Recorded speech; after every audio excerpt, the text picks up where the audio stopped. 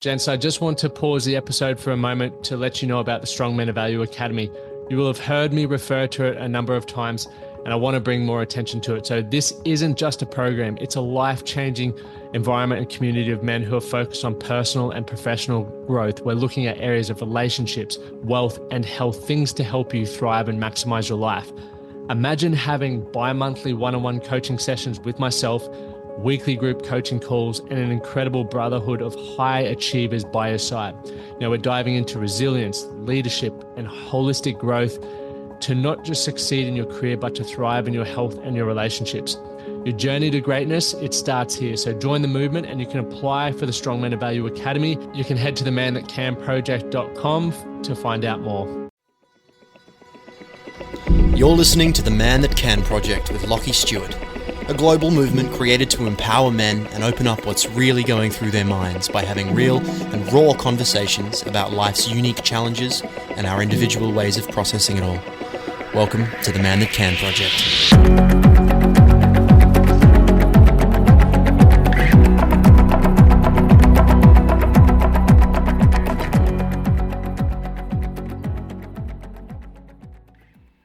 All right, welcome back, gents. So before we dive into this episode where we had a few of the lads from the Man That Can Project's community jump on and share their views, perspectives, and experiences on toxic masculinity, I just wanted to give the heads up that the Inner Circle has launched. So if you want to be a part of the community where you can get involved with the 12-week game plan to create some momentum and be held accountable, then definitely head over to the website, the Man That Can Project /Inner Circle, or just check out it on any of the social profiles and you'll be able to jump in there. But let's rip into the conversation. Cool. So I guess before we dive into it, I sent everyone sort of that template message just to give everyone some food for thought, so you could sort of, I guess, maybe really think about a few questions that you could bring to the table. And I think one thing to be mindful of, which I sort of say at all the men's circles that we run, we've got 6 guys on this call now, which means there's 6 different lived experiences, perspectives, and belief systems on here, which, I respect every single one of your belief system to date. And I'm excited to learn more about what, the topic of toxic masculinity means to you and sort of what's influenced you to come to that and sort of how you even perceive it, because it's, when I was answering these questions for myself, I was like, fuck, I just put myself on the spot here, because it made me think a little bit more, which was fun. But, as a result, I don't believe, and I don't want to utilize this as a solution. I think it's a way that we can seek to understand. I think, if we can come from a place of understanding, it's always helpful to, it's always helpful to, I guess, progress in a way that provides understanding. But I think one thing for those, has anyone watched the Social Dilemma or whatever it's called? It pointed out a really cool thing where it was like, we're not supposed to be judged and compared to billions of people, which social media gives us access to. We're used to being in little villages where everyone has their role and every village has their own way of being, which is, as they sort of say, the way of being in that village is the right way of being to them, based on how they've, done it for decades and decades. Whereas now, the way I've grown up is being criticized, and, all of us, everything we all do is being criticized by fucking someone somewhere, right? But I think why we do the things we do, we think the way we think and act, is based upon our environments and our experiences to date. So this conversation is progressive. Let's seek to understand where everyone's coming from. Some of you may say things that piss me off, vice versa, which is all cool, right? We're all entitled to have this conversation, but please be respectful. Please, seek to understand. Just don't cut people off. Let, whoever's talking get what they need to get out and share their opinion, because they might be about to say the one thing you're sort of asking the question. Sound cool? We will be also respectful of time. Try and keep this to 6:45, 7 in Queensland. I don't know if you're in daylight savings, or George, I don't know what climate is in the UK, mate, but looks early for the cuppa, mate. So let's dive in. I guess I'll start if you want. and how the format will go, and then we'll just engage in a discussion from each person. If you want to ask questions, I think there's a hands up button on here, is there? Maybe. Yeah, there's a reaction. You can hit the reaction and maybe hit the thumbs up button if you want to interject, or even just write something in the chat. Yeah, Pat's got it. He's nailed it. He already wants to talk, there. That can be a signal for, when whoever finishes speaking can dive in. But the 3 questions was to understand, what toxic masculinity means to you. What do you feel we can do to move the conversation forward and create, change in the space? And have you sort of changed who you are and your behaviors as a result of sort of being engaged in more of these conversations? So I'll quickly fly through mine, and if you guys want to ask questions or talk, otherwise we'll work our way through. But for me, when I had to think about it a bit more, I sort of went back to how I first understood it as it became a thing off the back of the Gillette ad. I think the Gillette ad for me was really the first time people kept asking my opinion of it. I'd never really delved into it too much, or even understood too much about what toxic masculinity was. But the more I sort of looked into it, and, Jordan Peterson, all these people have their own spins on it. It was generalized toxic behavior. So I perceived it and I interpreted it in a way that a lot of masculine or male behaviors were considered toxic, right? Such as womanizing, which I've been guilty of. The boys will be boys sort of mentality. Once again, I've been very, very guilty of that, coming from a rugby background, and also that harden up sort of culture. So for me, when I guess I'm even looking for it, right? We look for things to validate our perception or our belief around it. They're the sort of things that I am focused on finding to support my own belief around what toxic masculinity really is. And I feel having conversations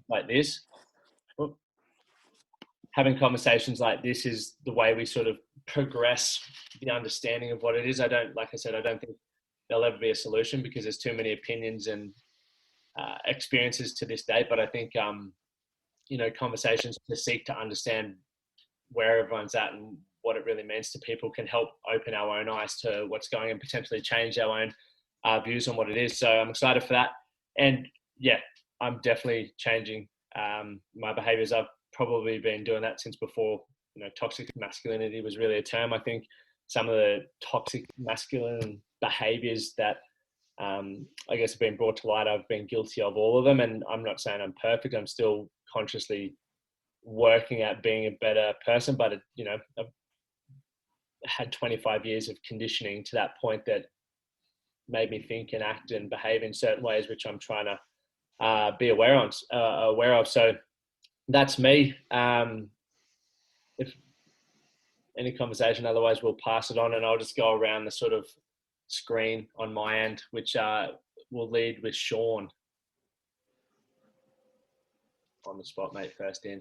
First up, there you go. Cool. So what does toxic masculinity mean to me?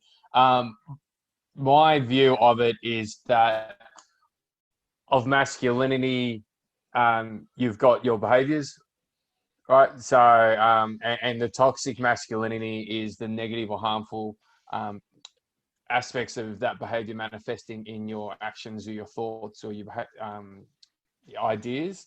So I think that for every probably aspect of masculinity that you would talk to, there can be a good and a bad. And I think the toxic is the ones that are bad. Generally, I also think it comes out when as kind of like a default setting, or kind of like a bad cultural setting, if we don't actually acknowledge it and be aware of it. Things like womanizing could be an example where I think being masculine is a part of masculinity is trying to talk to women. Whereas then if we don't teach boys how to talk to women, then it'll become, generally will default to the toxic part of just, almost acting like they're one of the boys. And kind of, so not talking to them on the level as a female, whereas then the wholesome masculinity of that is, respect, appreciation, all these things that you change your behavior because you are talking to a female. So yeah, that's where I think toxic masculinity is the toxic part of each of the masculine behaviours. What do you think needs to happen is discussion. Just really these discussions. I think these discussions in this group, these discussions in groups that disagree with us, not to tell them what to do, but to give them open eyes. So men's rights activist groups, even to the opposite side of ones that are just very like they think that all masculinity is toxic masculinity, those types of guys groups, and females. I just think, through groups chatting to females just breaks down those barriers so it can evolve. And have I changed my behavior to create a positive ripple effect? Lockie, it's exactly why I started my Instagram page, was to address this type of issue. I felt that toxic masculinity was being spoken about not by guys or not by people that are in this circle. And so I think, we just need more of talking about it more. And then, I changed my behavior to then showcase wholesome people and the good ways to do it and the good mindset and the good discussions around it. Epic. Does anyone have any questions or anything you want to interject? Just something I'm wondering. So it's been mentioned a couple of times already, is the womanizing part of it. So a thing with me, I'm very sure on the other foot. So when someone talks about toxic masculinity, I think about it, okay, well, would that be associated with toxicity had it have been someone from another gender that did that same thing? So if we say that womanizing is toxic masculinity, then is a woman that does the same, has the same, or engages in the same sort of behaviour, is she toxic as well, or is she just sort of empowered? I think I'll speak first. And my understanding, when you look at masculine and feminine, it's an energy, and we all possess both the masculine and the feminine. Potentially when you're looking at it from taking control in a relationship or in a intimate situation, you're more in your masculine essence, and generally the polarity would lead to one person being more masculine and the other person being more feminine. It doesn't necessarily mean the male has to be more masculine. The female could be more masculine. So I think with that, the behavior works both ways, right? Like I wouldn't consider. So would you say that toxic masculinity could be somewhat associated with assertiveness or over assertiveness? Yeah, I think exactly what you're saying, and this is why I like the feminine masculine energy, because of I think you touched too that when women are doing it, it seems to be like empowerment and everything like that. I get that, whereas the discussion is that my view that if the woman's been that harassing, that kind of like catcalling, that wolf whistling to a tradie or to something like that, then she's doing toxic masculine behaviors. Whereas, so 100% that's my view, is that, the masculine behavior is the kind of like the more aggressive or the more pursuing. The toxic is how they do that. And I think if women, the irony is that women probably do see that as empowering, and they just do do the same habits that they would then call toxic masculinity if it was a guy doing it. Yeah, so, it seems as though like this day and age, it's all about the gate swinging back the other way. Like everyone's anti everything, and fair enough. Up through probably the 60s and the 70s or whatever, it was very white male, cisgendered, top down approach. Like we were the bullies, and then. So now it seems as though anyone that engages in the same behaviour but that don't belong to the white male cisgendered group, it's like, oh, well, good on you, you're getting your own back. But it's like, that's still the same behaviour. It still needs to be termed the same. And like, for how many years does that happen? Let's say for the next 10 years, they say, okay, well, it's open slather on everyone, just do whatever the white male did to you. But then after the 10 years, when do they look back and they go, well, actually, we did exactly the same thing back, so now it's time to stop. And if you're just labelling that behaviour, I think that's where I really need to seek to understand is, I don't know what behaviour is toxic. Does toxic necessarily mean like contagious, or does it mean, you think about toxic, it means like it's going to break down something? Is it going to break down masculinity somehow, or is it going to increase masculinity, over assertiveness, aggressiveness. Like what do the terms mean? You know. That is a fucking great question. And anyone who's listening to this replay after, swing all of us a message, because I think once again, I'd love Dan, George, Tommy, Shep, Brad, you guys to jump in and get engaged. We will get around to everyone. But I guess, what it looks like to you, because it could be, I think that's the point, right? We don't know where it stops because everyone's own experiences based around, what they link pain to and what they link pleasure to could probably, would maybe determine what toxic may be. Whereas for some people, it may be just everyday life. You think about people who grow up in America that are used to gang violence, they become conditioned to that, right? They're not aware of what that is, right? Whereas, for me, watching that stuff on TV, I'm like, fuck me, that's why, like, I don't want to be involved in that. And the same may be for me, full well, when I was, lying, cheating, manipulating, being aggressive and trying to be the lad at the pub, like that was normal for me growing up, which is fucking crazy. But that I didn't see that as bad until I sort of got an outside, objective view. So I'd love to hear from anyone else as well. Yeah, I wouldn't mind jumping in there. I can probably answer my questions and maybe speak to a little bit of my thoughts on what Pat just shared. So toxic masculinity to me is, I guess, those traditional masculine concepts that are celebrated or encouraged or permitted that cause, I guess, harm or disempower other people.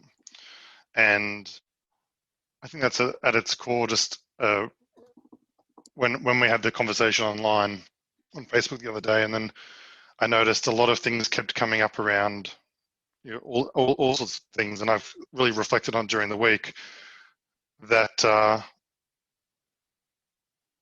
there's whether it's females can show those same traits or whatever the case may be. For so long we talk about Pat said about white cisgender males, and when does that stop and when does it start? I feel like we talked about, let's say, the 60s and 70s. I look back at hundreds of years, just the natural benefit that was bestowed upon, generally speaking, of course, of people who fit the category you spoke about, Pat. And so I think that in terms of where do we draw that line and where do we rectify, and when do those 10 years pass and say, well, actually, I've been doing those same things all along, I just think, well, all we can do is look inward to address what we're doing and worry less about what society is, what can you do to be a better man? What can you do to play your part, that when a woman speaks to you or another man speaks to you, that you project masculinity in its most positive, most enriching form that celebrates what it is to be a man, that doesn't come at the expense of anyone else. And I feel like that should be the center of the chat, regardless of. I feel like the talking about race, sexuality, that kind of thing, I feel like that is definitely has parts of the argument or parts of the conversation, but I feel at its core it's about men just saying, let's just do better. And what do we accept, and what conversations do you accept of your mates and your brothers and your dad and your sons, the way they talk about women, the way they talk about other men who aren't as overtly masculine, the way they talk about gay guys or transgender people, things like that. Like those conversations, to me, that's what's toxic, and that's what breeds generation to generation. And chats like this, question 2, exactly as Sean said, as Pat said, just by having this conversation is freaking awesome, because it's I can't, sorry, forgive me who of you said it, but it needs to be happening by people in groups like this, most importantly, more than people who, yes, I think people who are affected by it can have their conversations. They're not going to change anything. Yeah. End of TED Talk. I think you're absolutely right. And the good part about people like in a group like this that are speaking about it, I feel like there's a few people in these groups that are actually they're not just leaders amongst the group, but they're leaders in their community as well. And so for us to be confident about talking about this sort of stuff, it's just going to have a ripple-on effect. When you say about we've got to look inwardly and stuff like that, you're 100% right. One thing that I was concerned about with the BLM movement was there was a stage, and I don't know if we're still in it or if they ridiculed it or whatever, when they were getting around saying, look, it's not enough to just not be racist. You need to be anti-racist. You need to come out of your home and march against this stuff. And it's like, you're forcing people to do the behaviour. You're forcing people to engage in the behaviour that you're trying to fight against. It's just encouraging it, but swinging the gate back the other way. So I really want to be careful about like talking about toxic masculinity, like how much of and the characteristics that we speak about, how much of that is just that you are like that particular person is an asshole, you know, like how much of it is right, that's toxic masculinity, but that's just because he's a dick as well. So I want to categorize it somehow and maybe dot point it and say, look, these things are toxically masculine and we want to end those. Those things we can talk about in another discussion. Like we're not talking about or whatever. We're not talking about greed or gluttony or anything like that. That's not going to come into the conversation. We need specific things which are, all right, that's toxically masculine. That's what we're dealing with at the moment. Is that not, I know I fully understand and appreciate what you're saying, but is that the perception is going to change for every person, isn't it? And I mean, sort of, I tried to summarise in mind what does toxic masculinity mean for you, and it was expectations set by society that can be restrictive or traumatising to any gender, was the sort of summary that I came up with, which was, I feel from personal experience, and this is solely from personal experience, my toxic masculinity, you know, whether that was hurting people physically, emotionally, whatever it was, there normally seemed to be some sort of gain, whether that was feeling good within myself, standing out in a group of, you know, saying things that you didn't quite mean just to get a reaction and a laugh, to be the joker, you know, to get a girl that you didn't really want, etc. So that is, the perception of it is always going to change, and it's really hard to summarize in bullet points, I think, of you know, what is I mean, everyone's perception is different, isn't it? So saying what is toxic masculinity, we've all got different views that, in fact, they're all virtually the same, but we're saying them in different manners. We're viewing them in slightly different manners. I don't know where I'm going with this, but I fully agree with you, but it's so hard to actually bullet point it and draw a line and say, that's that, and this is that. I don't know what your view is on that. I think that's a awesome point, and it is, you know, all subjective and relative to the individual, but much like communication, we all communicate and interpret things in different manners. And what, you know, why I always bang back to seek to understand is my favorite quote of fucking all time, is like, if we're educated enough, you know, like speaking to, there's now 8 on the call, all of you communicate in different ways with different body language, different tonality. Some people are fucking blunt to the point, others just will go, which is awesome. But now that I'm aware of that, we can work to the situation at hand and understand, and then we can, I guess, roll the conversation off the bat of, you know, us being in the driver's seat. And what I mean by us being in the driver's seat, you're all on here because you want to continue the conversation. Right? And by wanting to continue the conversation, we want to do better in our communities, which means, hey, rather than me going out and bashing my beliefs around what toxic masculinity, or what anything forever is, it's just like, okay, well, if that conversation comes up, let's understand where they're at, how they're communicating about it, what their experiences to this point have led, or their understanding, and then we can look to you know, engage in the conversation to a degree. Maybe that might have been a big tangent, but fuck. Lockie, can I just mention something? Sure can, Shep. How you doing, brother? Yep, I'm well, thank you. I'm not certain whether I was on or not. There's a sociologist in the United States called Michael Kimball, And Michael undertook an study of West Point cadets, and he didn't ask it in the context of toxic masculinity, because that expression actually derives, as I understand it, from the women's study movement and women's philosophical movement of the 70s and 80s. But what he asked is of cadets a series of questions, and he asked is, what did they think was a good man? And out of that, he received a series of views, which were, there was integrity, there was honor, there was responsibility, there was being a provider, there was doing the right thing, putting others first, sacrifice, care, standing up for the little guy. But then he asked them what was a real man, and he got a completely different response. He said, a real man never cries, a real man is strong, doesn't show feelings. And I can say that I grew up in the 60s, so my father, who I loved dearly, was very reluctant to show feeling to his sons. To his daughter, it was all okay. Play through the pain, suck it up, power, aggression, win at all costs, be aggressive, get rich, get laid. But as he points out, this concept of being a real man isn't something which is internal. What we're trying to do is perform not for other people, but for other men. Masculinity, in his view, is the judging of other men by an order created in their minds.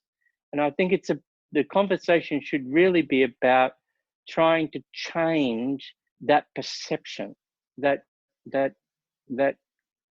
concept of that a real man is a good man. And what we've got to try to begin to shift away is some messages that have been created by mythology, by generation movement, that it is okay for a man, a real man, to not necessarily always be fantastic at sport or be great as a business leader or whatever. A real man is a person, just like anyone else. That's what I think anyway. So Michael Kimball's views on this have been, as I understand it, accepted by West Point in trying to take away some of the rigidity that exists in the military, because that is if you think about it, that is the military in the United States is the atypical real man, or they try to be.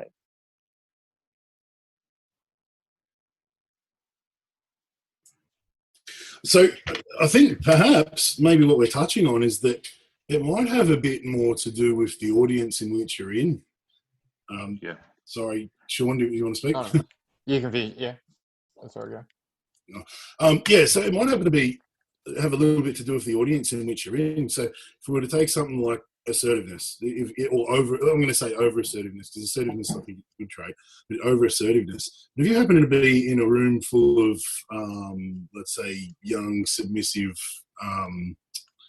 colleagues, let's say you're in a work environment, and like tradies, so you're a leading hand tradie, and he's just completely assertive and goes, look, this is the job we need to get done, boom, boom, boom, tells all the boys, and the boys just fall into line.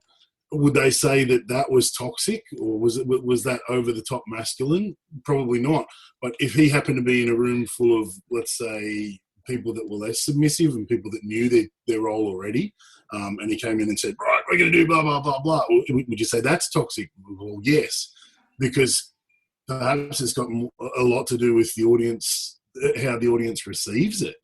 And maybe it's got to do with your ability to identify the audience in which you're in and gauge your assertiveness or your typically toxic masculine traits. Maybe I'm sort of proposing this as a question while I'm asking it. What do you think? I personally feel a little bit of that comes down back. I think you mentioned it before. Are you toxically masculine, or are you just a dickhead? And I think I think if you're talking about in a workplace environment, like if you've got a male manager and you've got a group, as you said, is it a group of tradies? Are you in an office with predominantly women? Is it a mixed crowd? I feel that might be an issue about just general leadership styles, unless, of course, maybe it wouldn't be visible to to an outside person, but if that person being that way because of a learned belief that the fact that they have a dick between their legs gives them the right to speak a certain way to whoever's there, and that's toxic. But if maybe they just have never really practiced the art of communication in general because they're new to the role, they're just learning, I feel there's possibly differences there, but I think it would come down to the place it came from. And I'm sure that would manifest in multiple other ways in that environment, not just at, say, a team talk or something. Oh, yeah. Let's quickly hear from Tom, then Brad, and then we'll continue this free-flowing conversation. Well, firstly, thanks for having us on, Lachlan. Nice to meet you all, guys, anyway.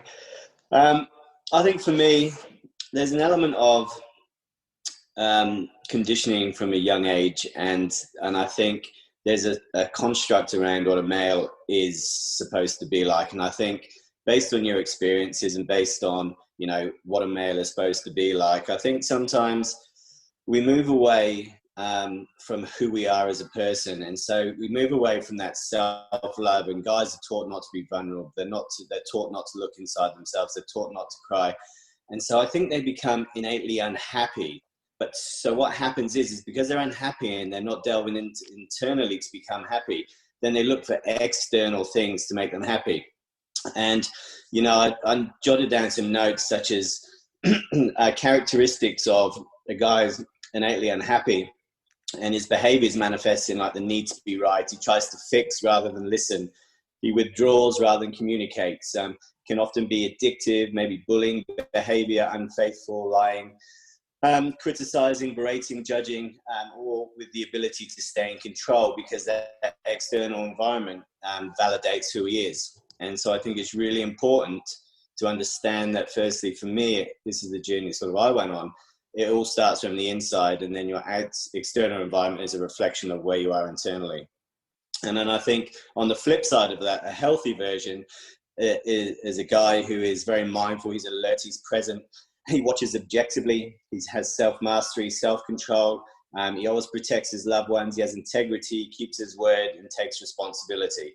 And so I think for me, it starts with a bit of conditioning and actually loving yourself and actually being able to step back and go, that's a conditioned thought process in my body that is toxic based on my experience and based on whatever has gone on in the past.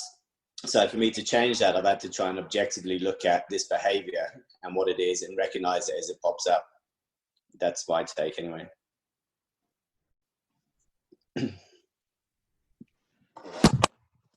You're a bloody wordsmith, Tommy.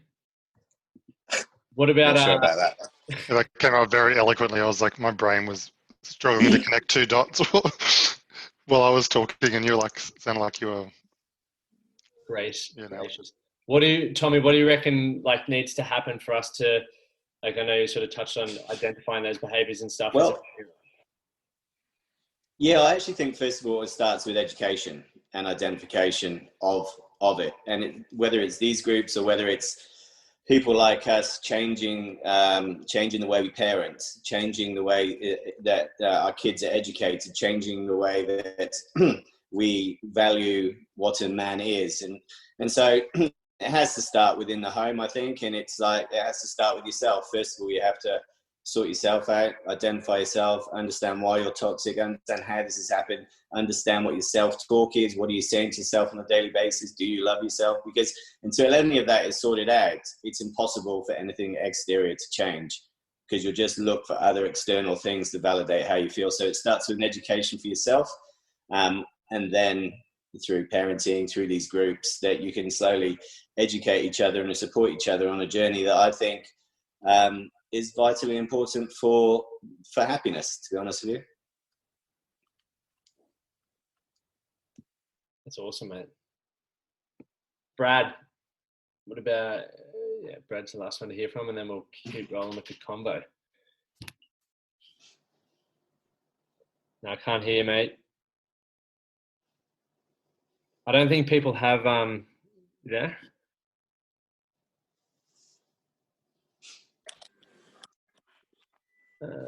Maybe try unplug your headphones.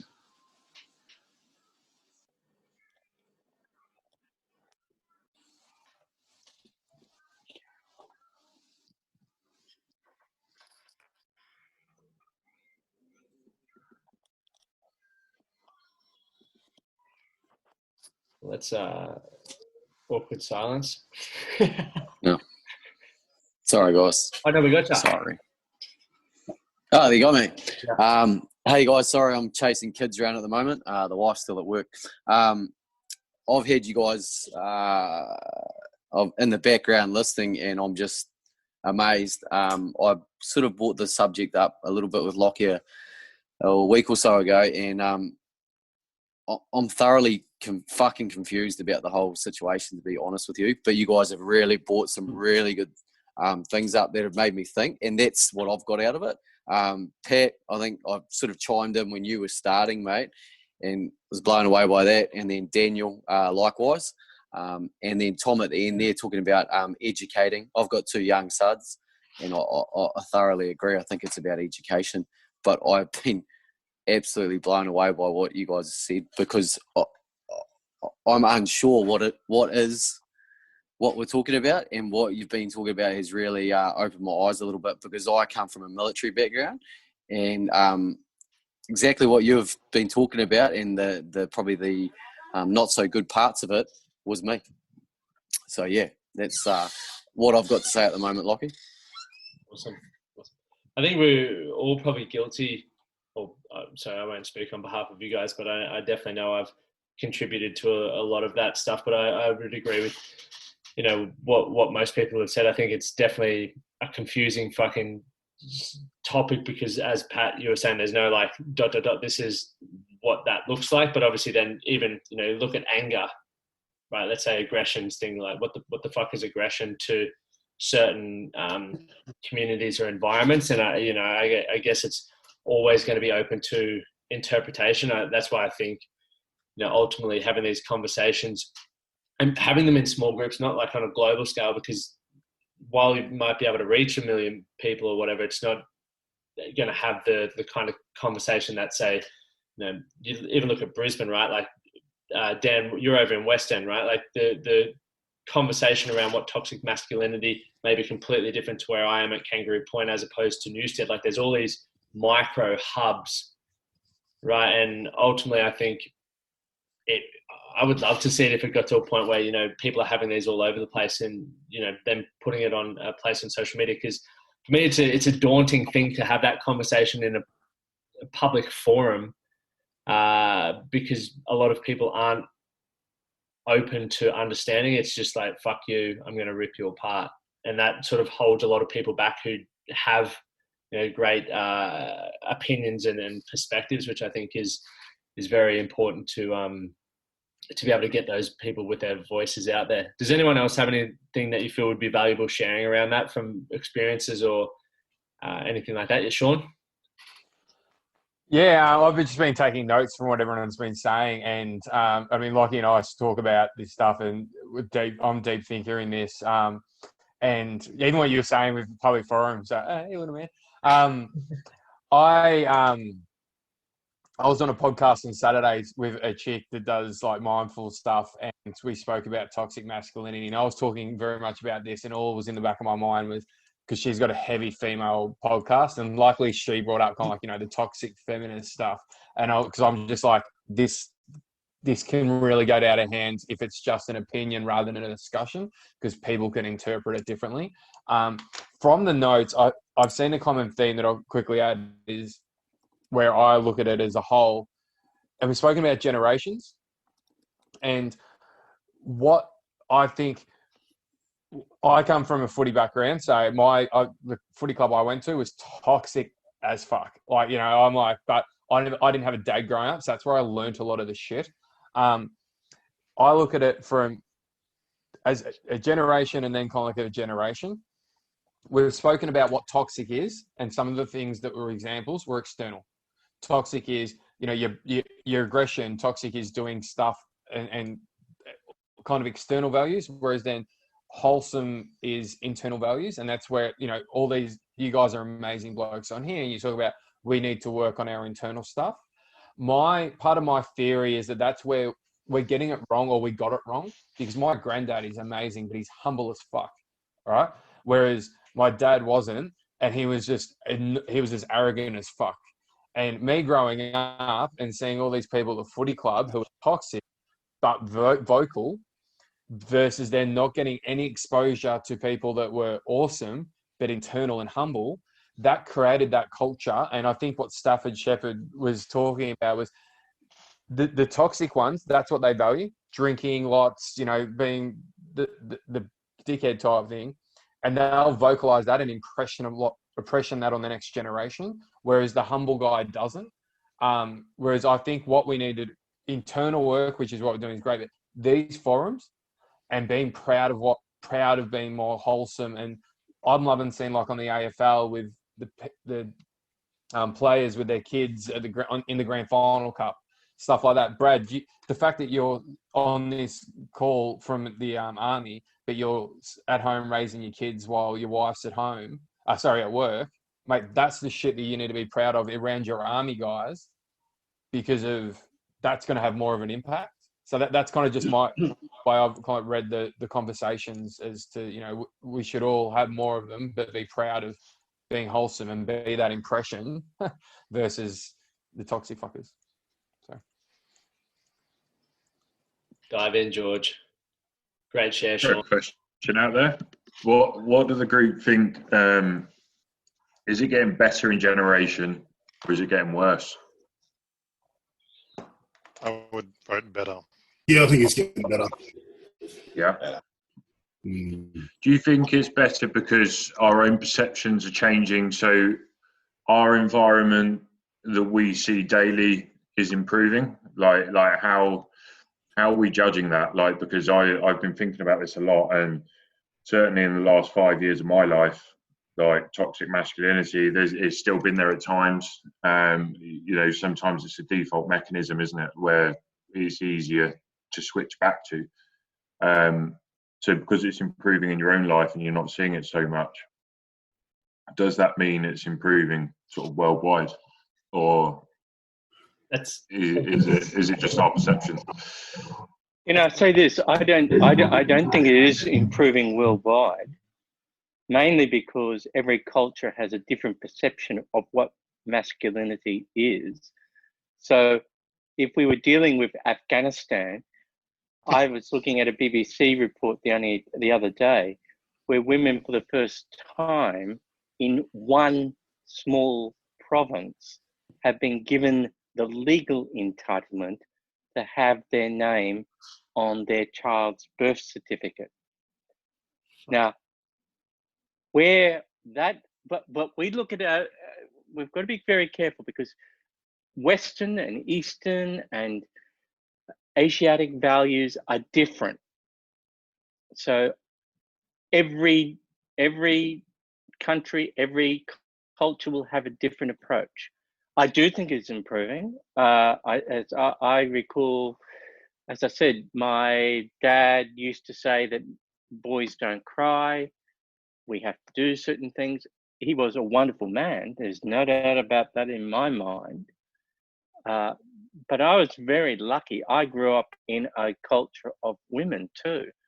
I had strong aunts who encouraged an understanding of the whole of life.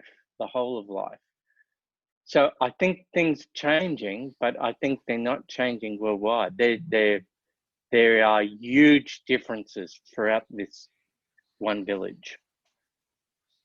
100%. A couple of things, and one thing that stuck out to me, I think I mentioned it before, was some of how the way people spoke and responded to that first post and talked about my ex-wife was a bitch, or this was that, or whatever. And I could feel the hurt there. And then I reflected on my own response because I'm a gay guy, right? So I have got my own views on the way that I've been treated in my life and the way I've been made to feel less masculine,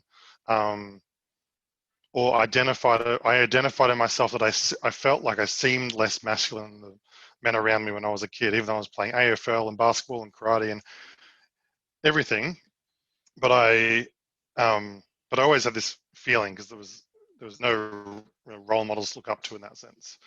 And so I found myself having a bit of an emotional response to that post as well. And I realized I too was feeling hurt or elements of hurt reading it, just like all the other guys in a way, not everyone, but a lot of people. And then I look around when you say it was improved. My husband and I got married earlier this year and Lachie was there. And it really dawned on me when we had the ceremony and I gave my speech. I look around the room and men of big, burly men, married men with kids and grandkids came up and were like crying through that ceremony and said, I've never thought this would touch me or affect me so much.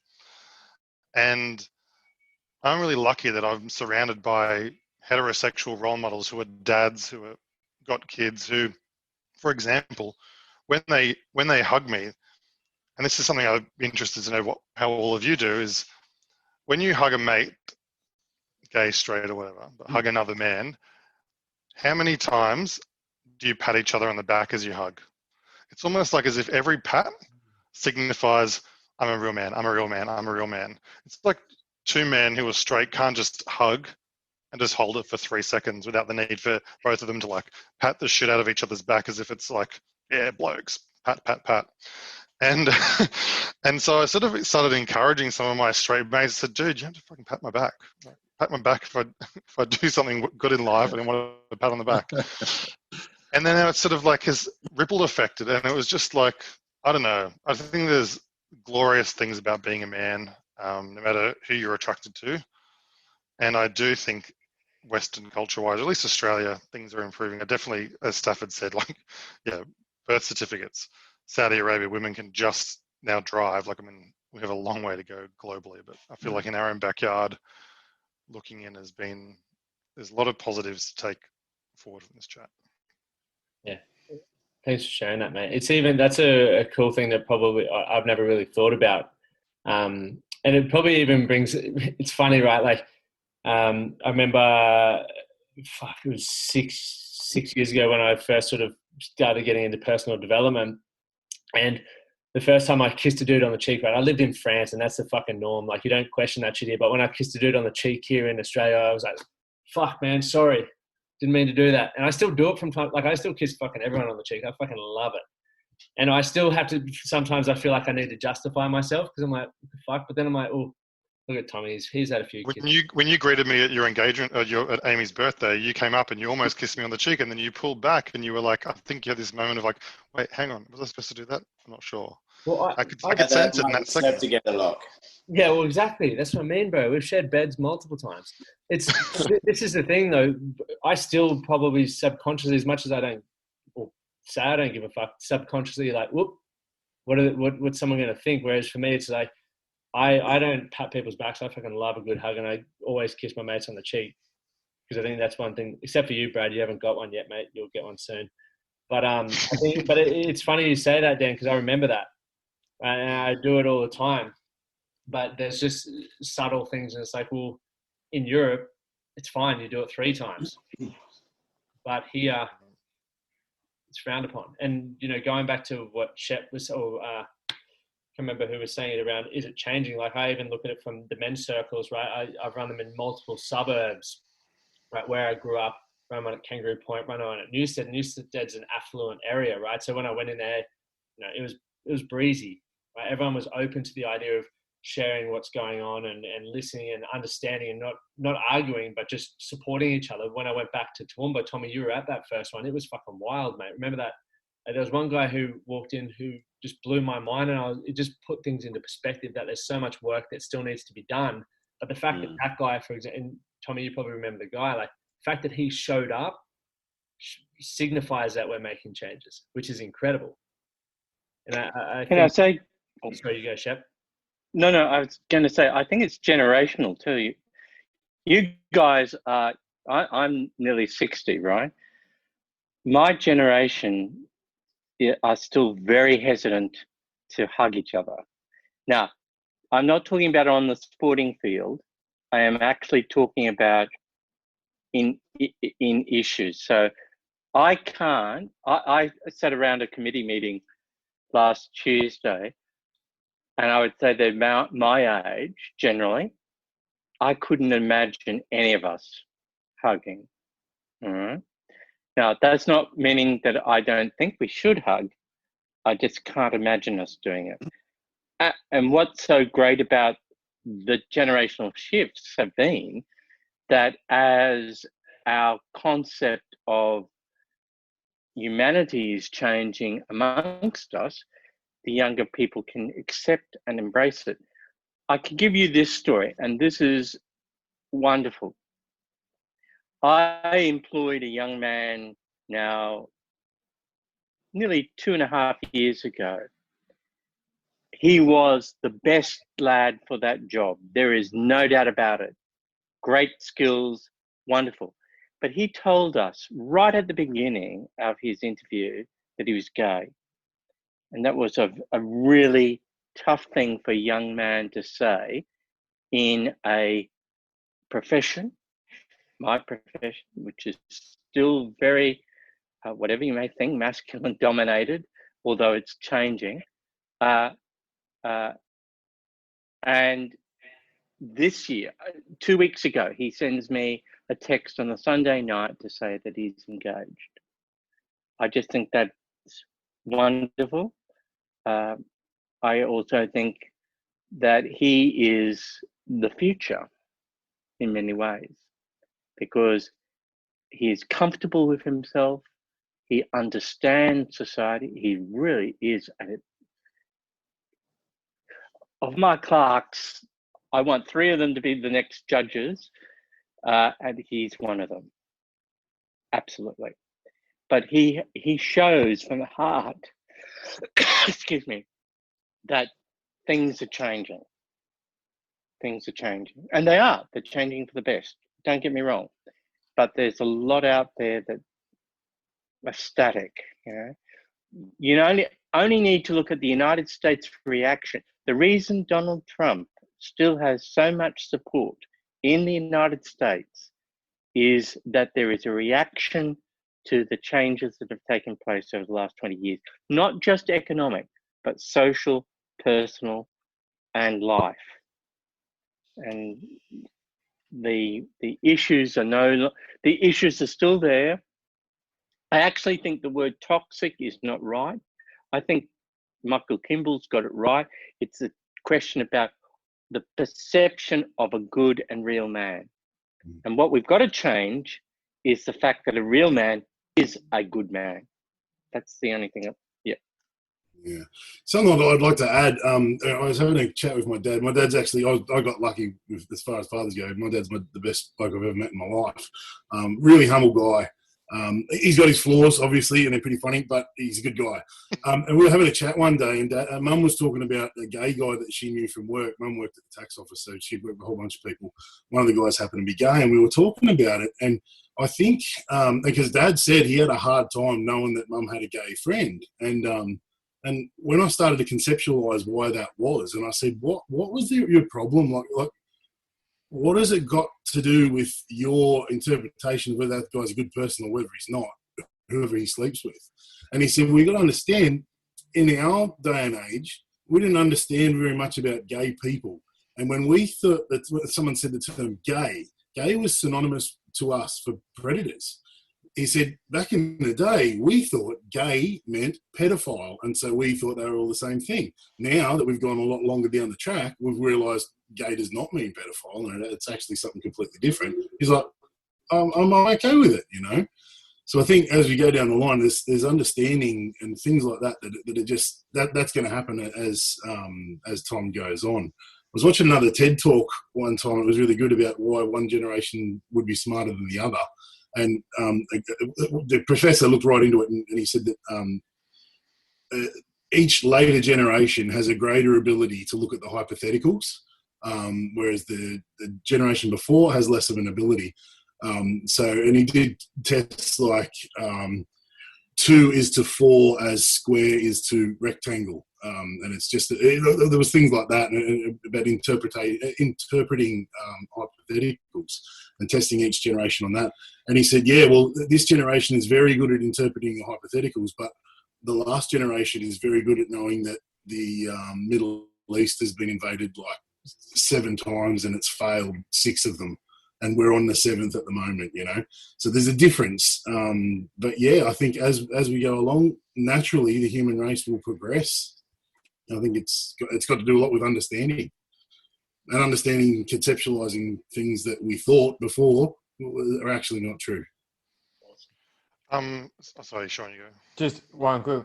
One of the things that I reflect on the generation thing that I think when you say, you know, what can we do more of going forward is that unfortunately sometimes Pat, that guy that you talk, or your dad, sorry, because my dad changed from being an absolute F-word of a boss to one of the most nicest guy I know, but is we need to look at your dad, and if he says those comments, and that may hurt the gay community, it may hurt other people, it may hurt people that are offended by it, we still need to look at him with empathy, because he didn't grow up doing that. He was conditioned into it.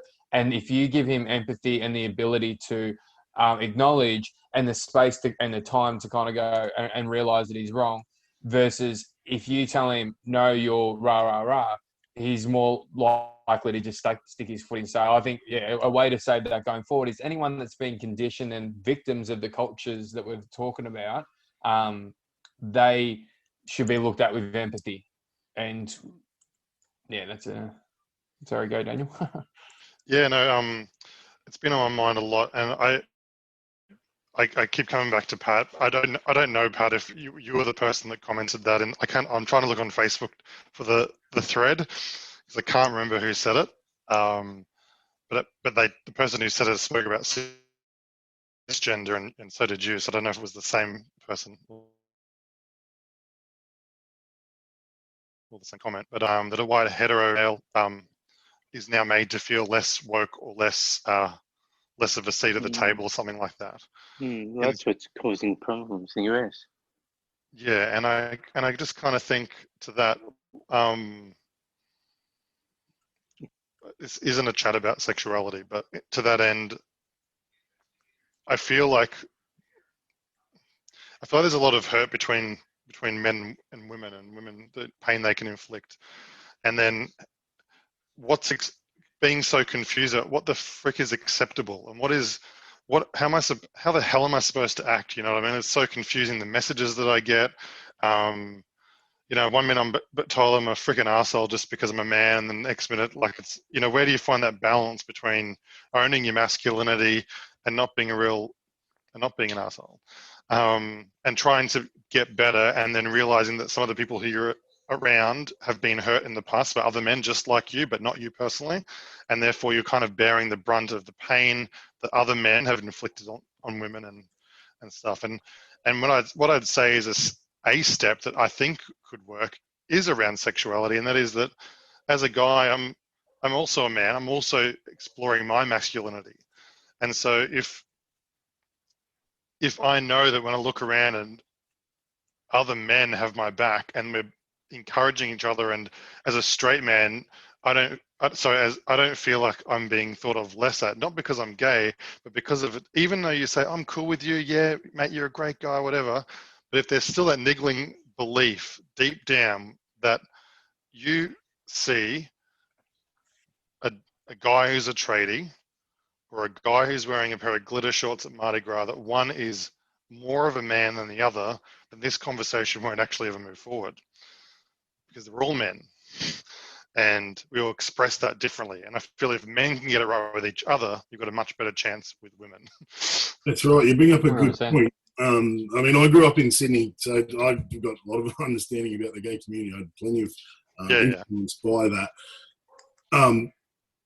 And I think that's a good question. Can a gay person be masculine? That's a good thing to bring up, because of course they can, you know. So for us to say, they've got feminine traits and blah blah blah. Well, that's not what makes them gay. You know, they have every ability to be just as masculine as everybody else. Actually, in addition to that, I think it's dangerous to do it and the opposite way.